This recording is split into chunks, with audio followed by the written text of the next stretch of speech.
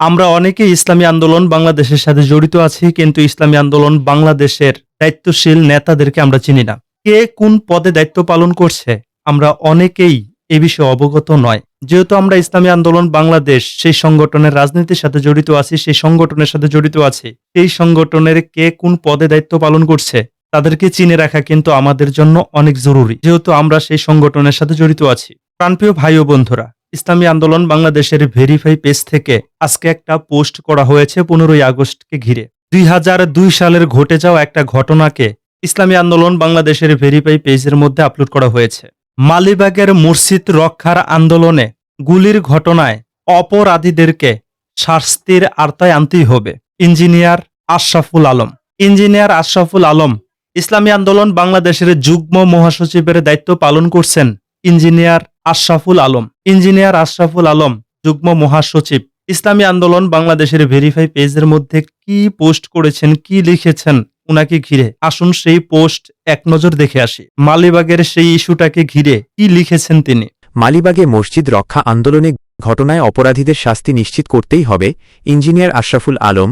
ইসলামী আন্দোলন বাংলাদেশের যুগ্ম মহাসচিব ইঞ্জিনিয়ার আশরাফুল আলম আজ এক বিবৃতিতে বলেছেন, 2002 সালের 15 আগস্ট মালিবাগে একটি মসজিদকে কেন্দ্র করে মুসল্লিদের ওপরে করা হয়, যাতে 4 জন শাহাদাত বরণ করেন। সেই ঘটনার পরে 2 যুগ অতিক্রান্ত হলেও দায়ীদের বিরুদ্ধে কোনো ব্যবস্থা নেওয়া হয় নাই। একটি সভ্য রাষ্ট্রে এই ধরনের বিচারহীনতা মেনে নেয়ার মতো না। ইসলামী আন্দোলন জোর দাবি জানাচ্ছে যে অবিলম্বে এই হত্যাকাণ্ডের নিরপেক্ষ তদন্ত করতে হবে এবং বিচার করতেই হবে। আজ 15 আগস্ট শনিবার এক বিবৃতিতে এই দাবি জানান। ইঞ্জিনিয়ার আশরাফুল আলম আজকের এই দিনে বিশেষভাবে স্মরণ করেন শহীদ আবুল বাশার, হাফেজ ইয়াহিয়া, রেজাউল করিম ও জয়নাল আবেদিনকে।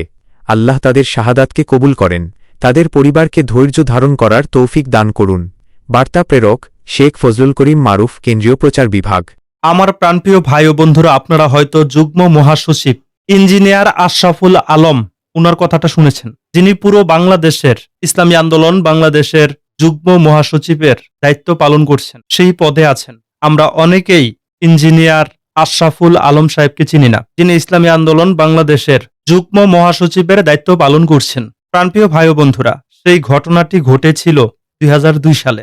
সেখানে 4 জন শহীদ হয়েছিল। যে 4 জন সেখানে শহীদ হয়েছিল, যে 4 জনের নাম: শহীদ আবুল কালাম বাশার, শহীদ হাফেজ ইয়াহিয়া, শহীদ রেজাউল করিম, শহীদ জয়নাল আবেদিন। আমার প্রাণপ্রিয় ভাই ও বন্ধুরা, আপনারা হয়তো ইসলামী আন্দোলন বাংলাদেশের ভেরিফাই পেজ থেকে যেটা লেখা হয়েছিল 2002 সালের সেই মালিবাগের মসজিদ রক্ষার আন্দোলনে করার অপরাধীদের শাস্তির আওতায় আনতেই হবে, এই কথাগুলোকে তুলে ধরেছেন ইসলামী আন্দোলন বাংলাদেশের যুগ্ম মহাসচিব ইঞ্জিনিয়ার আশরাফুল আলম। আমার প্রাণপ্রিয় ভাই ও বন্ধুরা, আপনারা হয়তো এখন জেনে গিয়েছেন ইসলামী আন্দোলন বাংলাদেশের যে মহাসচিবের দায়িত্ব যিনি পালন করছেন পুরো বাংলাদেশে, ওনার নাম হচ্ছে ইঞ্জিনিয়ার আশরাফুল আলম। যুগ্ম মহাসচিবের দায়িত্ব তিনি পালন করছেন, পদে আছেন।